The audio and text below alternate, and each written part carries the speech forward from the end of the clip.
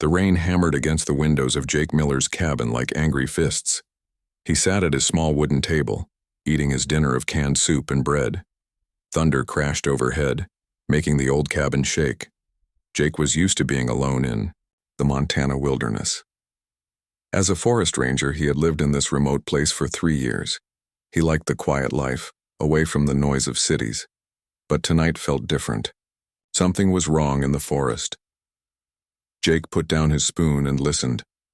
Between the thunder and rain, he heard a strange sound.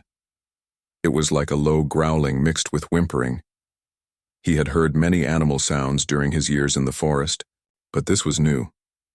He grabbed his flashlight and rain jacket. His dog Rex had died last winter, so he was alone. Jake stepped outside into the storm. The cold rain hit his face hard. He walked toward the sound, his flashlight cutting through the darkness. Behind a group of large pine trees, Jake found something that made him freeze. A creature lay on the ground, bigger than any animal he had ever seen. It was at least 7 feet long, with 4 arms and strange blue-silver skin that seemed to shimmer even in the rain. The creature was breathing heavily, clearly hurt and weak. Jake's first thought was to run. This was not a bear or mountain lion. This was something else entirely. Something that should not exist on Earth. But as he watched, the creature tried to lift its head and look at him. Its eyes were large and intelligent. They showed pain and fear, but also a kind of pride. The creature was female, Jake realized, and she was dying. His fear slowly changed to concern. Jake had trained as a veterinarian before becoming a forest ranger. He had always felt a need to help hurt animals.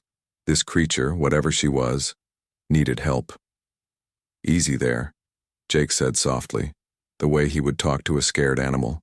"I'm not going to hurt you." The creature tried to speak.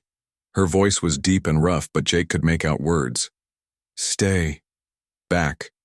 Human," she whispered in broken English. "I am dangerous." Jake was shocked. She could speak English. This was not just an animal. This was someone. "You're hurt," Jake said, stepping closer despite her warning. "Let me help you." The creature tried to get up but fell back down. She was too weak to move. Jake could see deep cuts on her arms and legs. Some kind of thick, dark blood was seeping from the wounds. "My name is Jake," he said, kneeling down a few feet away from her. "What's your name?" The creature stared at him for a long moment. Rain continued to pour down on both of them. Finally, she spoke again. "Kira. My name is Kira."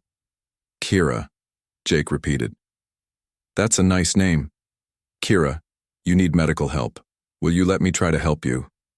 Kira's eyes showed surprise. She had expected him to run or attack her. Instead, this human was offering help. In her weakened state, she could not understand why. "You should fear me," Kira said. "My kind. We are hunters. We are strong."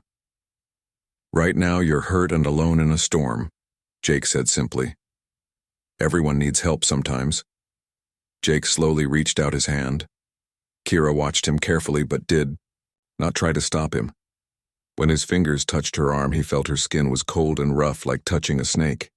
But it was also strangely warm underneath.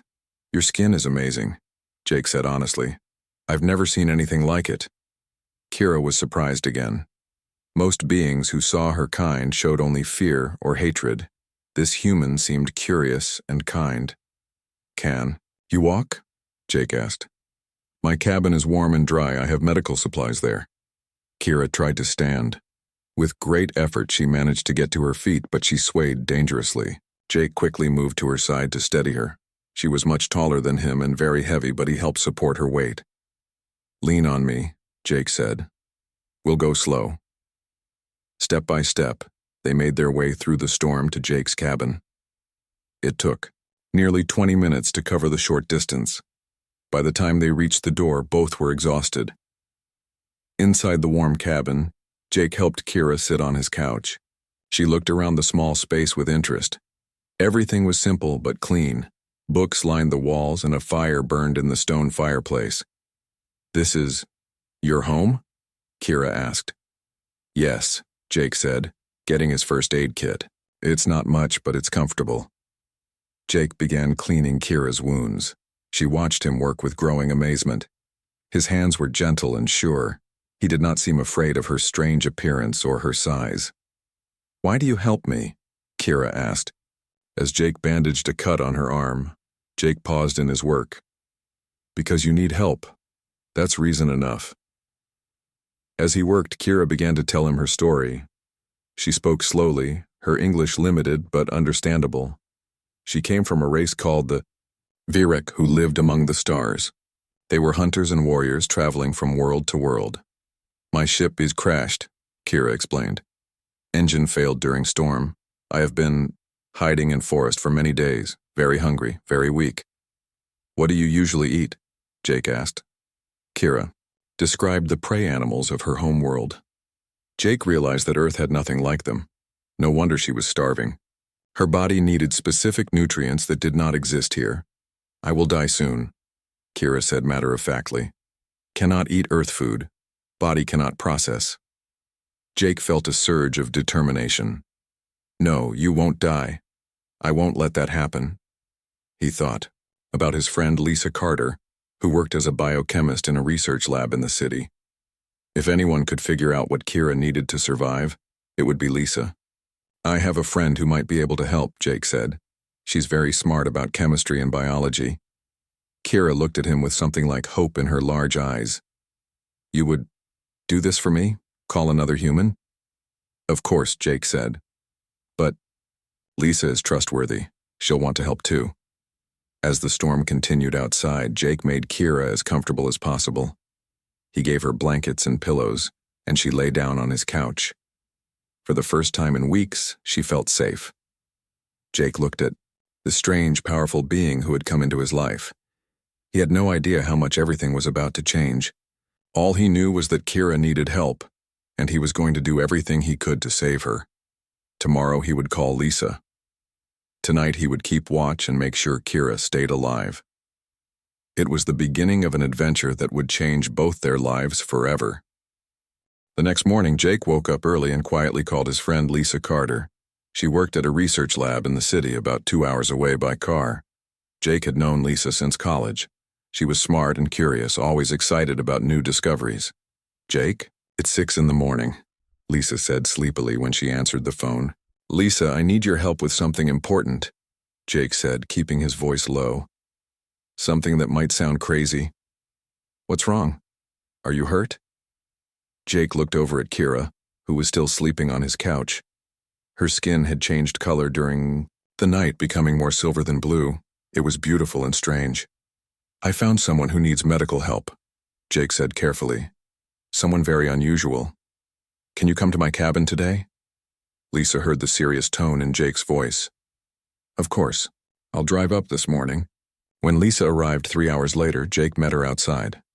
She was a small woman with short brown hair and kind eyes. She carried a large bag full of medical equipment and testing tools. "So where is this patient?"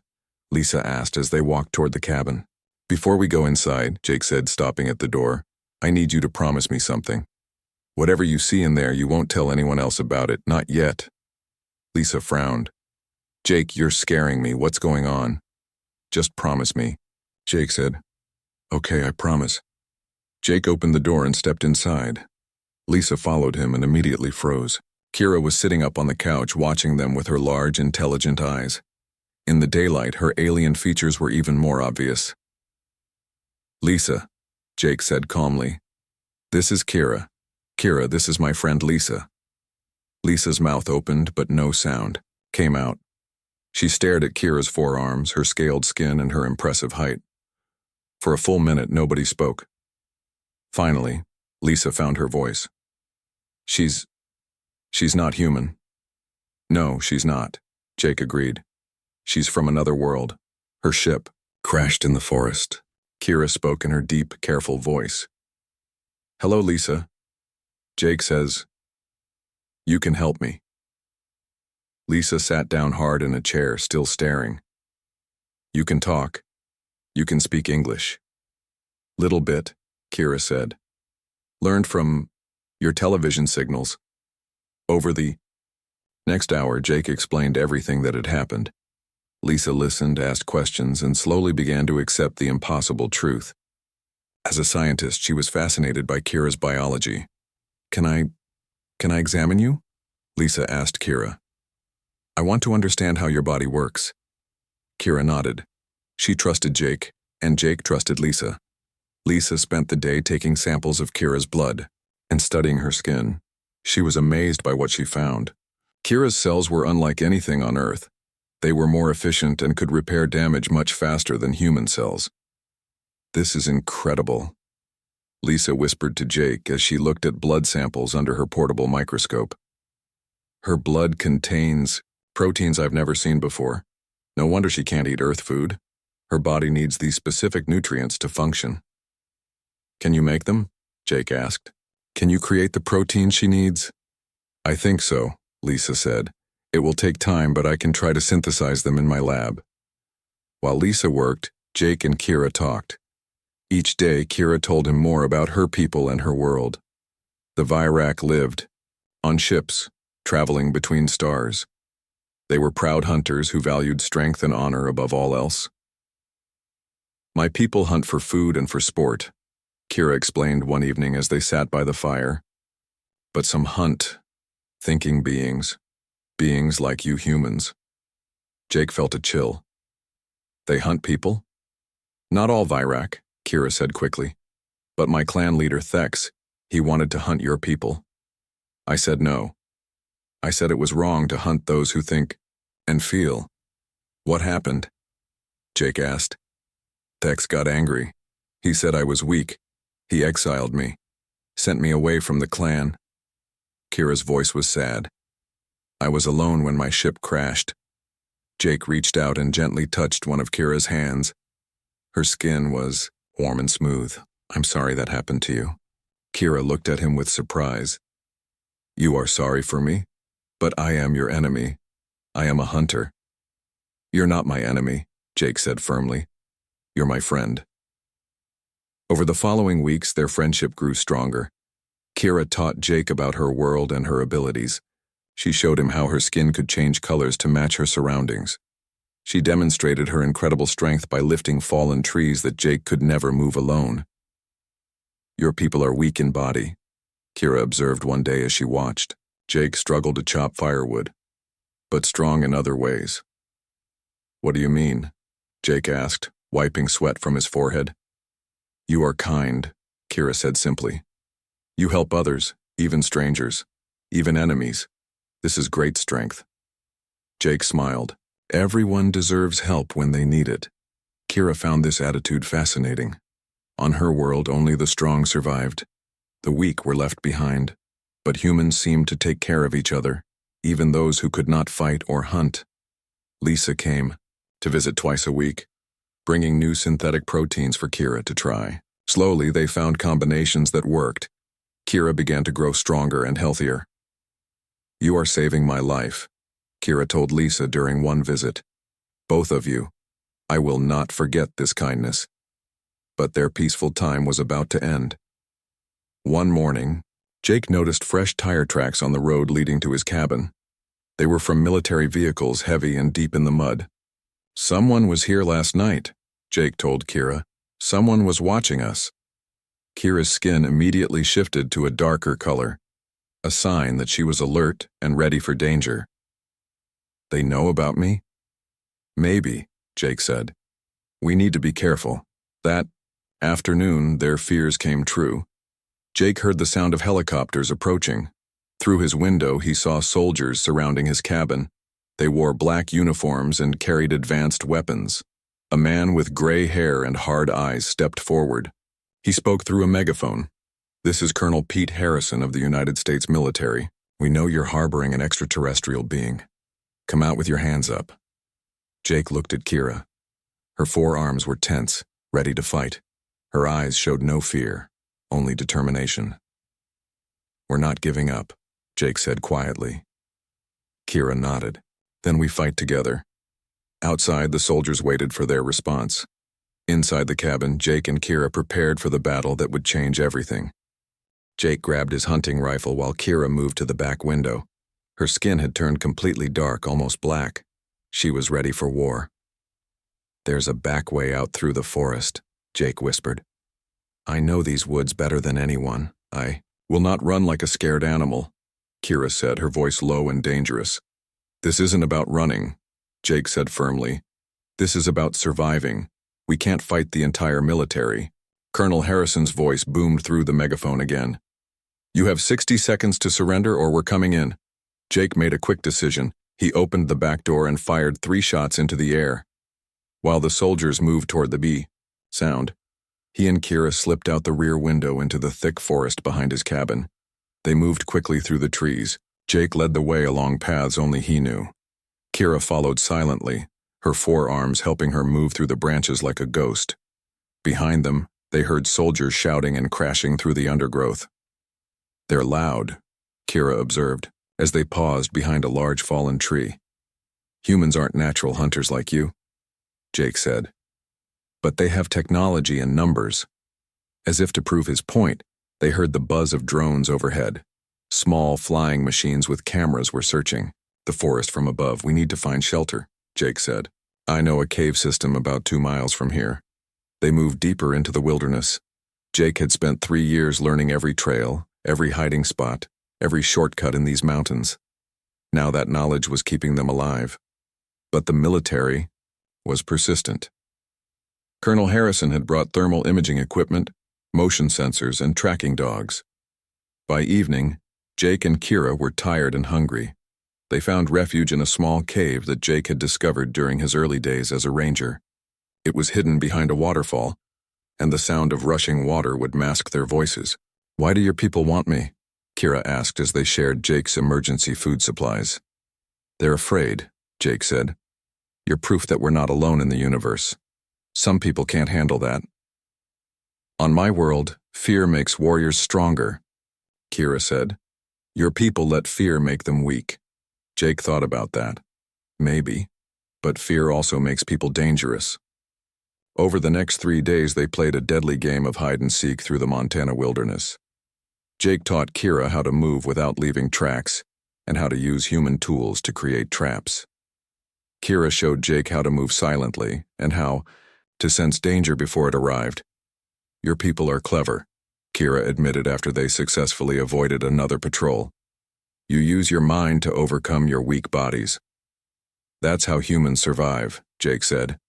"We think our way out of problems." On the 4th day, Lisa arrived at a prearranged meeting spot deep in the forest. She brought supplies and important news. "I've been working on the protein synthesis," she told them. "I think I've made a breakthrough." She showed them a small container filled with blue liquid. This should give Kira more than just basic nutrition. It might actually enhance her natural abilities. Kira drank the mixture. Within minutes, she felt stronger than she had since arriving on Earth.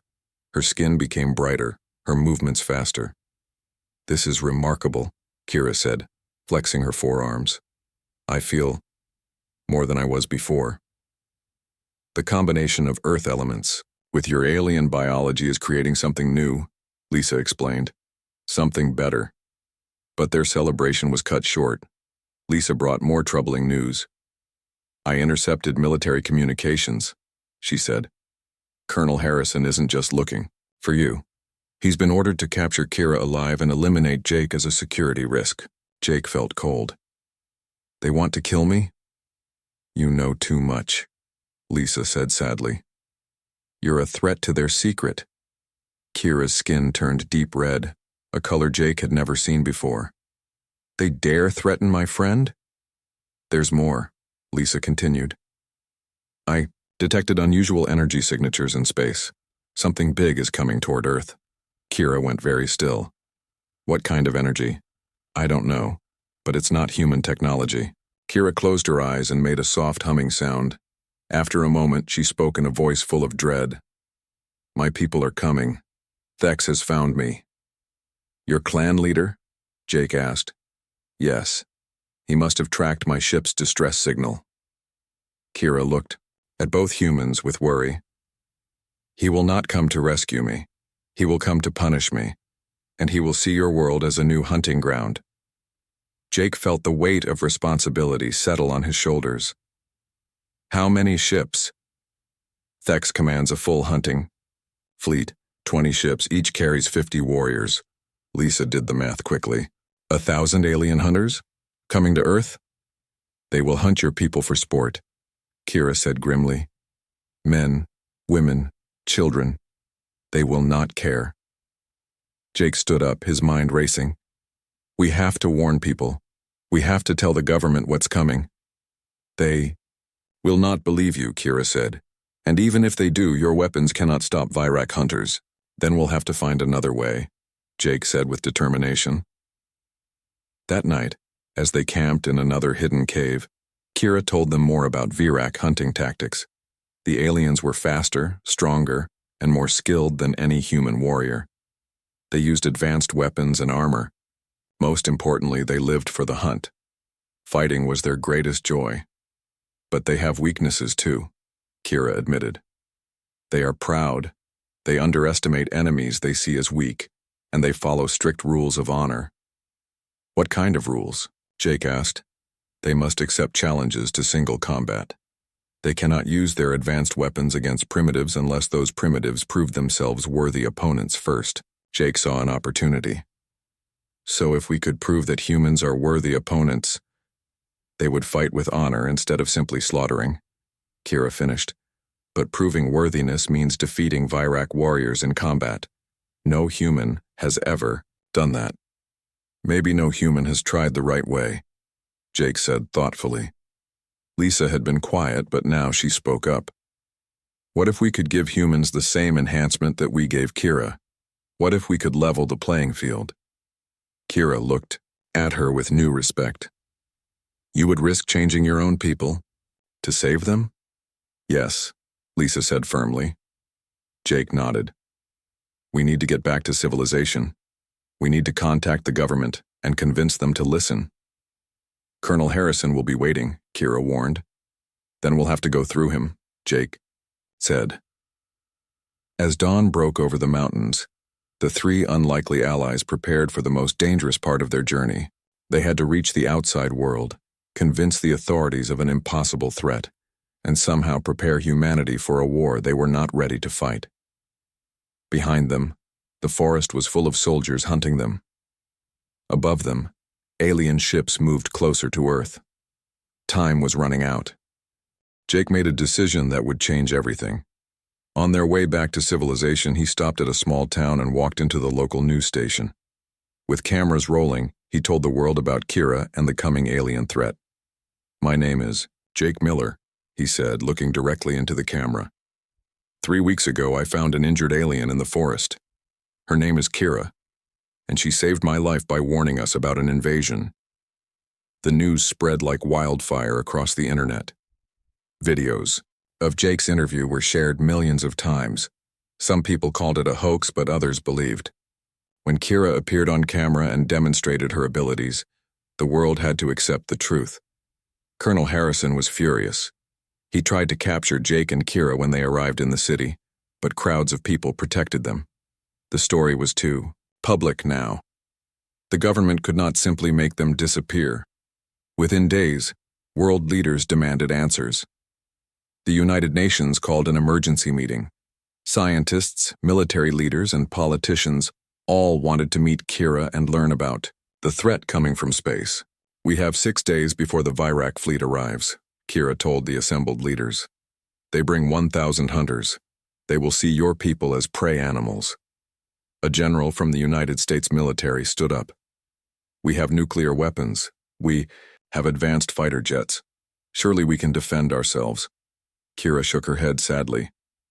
Your weapons are primitive compared to Virak technology. They have energy shields that can stop your missiles. Their ships can move faster than your planes. Then, what do you suggest? Asked the Secretary General of the UN. Jake stepped forward. We fight them on their own terms. We prove that humans are worthy opponents, not prey. He explained Lisa's enhancement serum and Kira's knowledge of Virak combat rules. If humans could prove themselves worthy in single combat, the Virak would have to follow their honor code. But who could possibly fight these alien warriors? Asked a woman from the British government. I will, Jake said simply. I'll be the first to try the enhancement. Lisa had spent days preparing the improved serum. It was dangerous and untested on humans, but it was their only hope. Jake volunteered to be the first test subject. The procedure took place in a secure, military facility. Jake lay on a medical table while Lisa injected the alien proteins into his bloodstream. For several minutes, nothing happened. Then Jake began to convulse. His muscles grew larger and denser. His reflexes became lightning fast. His senses sharpened until he could hear heartbeats and smell fear. The transformation was painful but successful. "How do you feel?" Lisa asked when it was over. Jake stood up and tested his new abilities. He could lift weights that would have been impossible before. He could move with speed that matched Kira's, but he was still human inside. "Different," Jake said. "Stronger, but still me." Colonel Harrison, who had been watching the procedure, stepped forward. "I want the enhancement too. So do my men." "It's dangerous," Lisa warned. "We don't know the long-term effects." "We don't have time to worry about long-term effects," Harrison replied. "We have 4 days left." Over the next 3 days, Lisa worked around the clock to produce enough serum for military volunteers. 50 soldiers received the enhancement. Not all of them survived the process, but those who did became something new. They were still human, but enhanced beyond normal limits. Kira trained the enhanced soldiers in Virak fighting techniques. She taught them how to use their new strength and speed effectively. She showed them weak points in Virak armor and how to exploit them. "Remember," Kira told the soldiers, "Virak warriors are proud.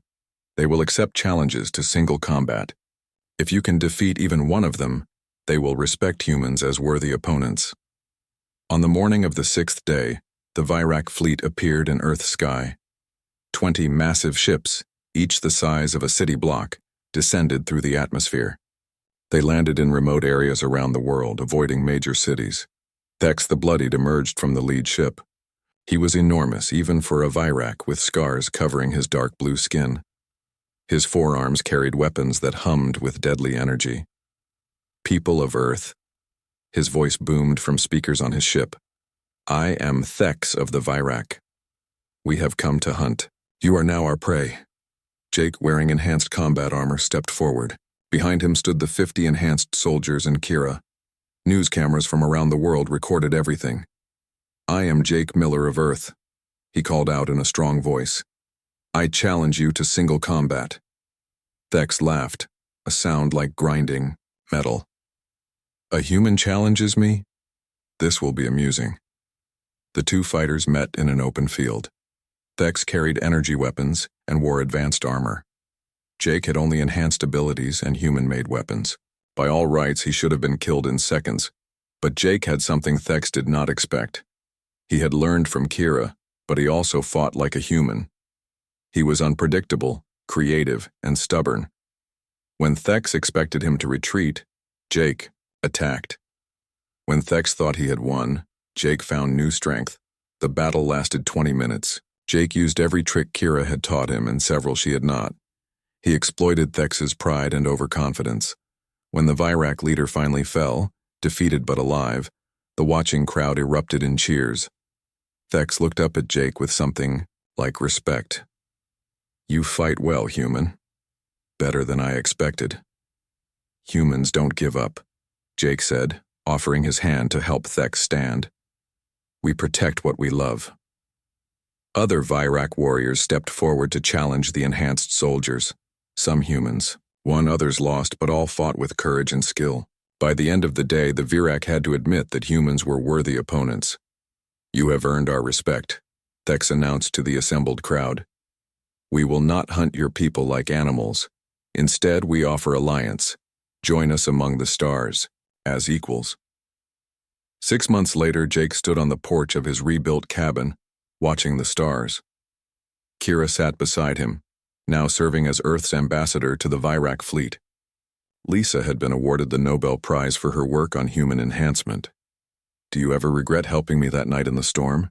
Kira asked. Jake smiled. "Never. That was the best decision I ever made." Above them, human and Virac ships traveled together between Earth and the stars. Humanity had taken its first steps into the galaxy, not as conquerors or victims, but as friends and allies. The adventure had started with one man's simple kindness to a stranger. It ended with humanity finding its place among the stars. Jake had learned that sometimes the smallest acts of compassion can change the entire universe. As they watched a shooting star cross the sky, Jake reflected on how much had changed. He was still a forest ranger, but now he also served as a liaison between Earth and friendly alien species. The quiet life he had once loved had become something much bigger. "What's next?" Kira asked, following his gaze to the stars. "Whatever comes," Jake said with confidence. "We'll face it together." The future was full of possibilities, and humanity was ready for all of them.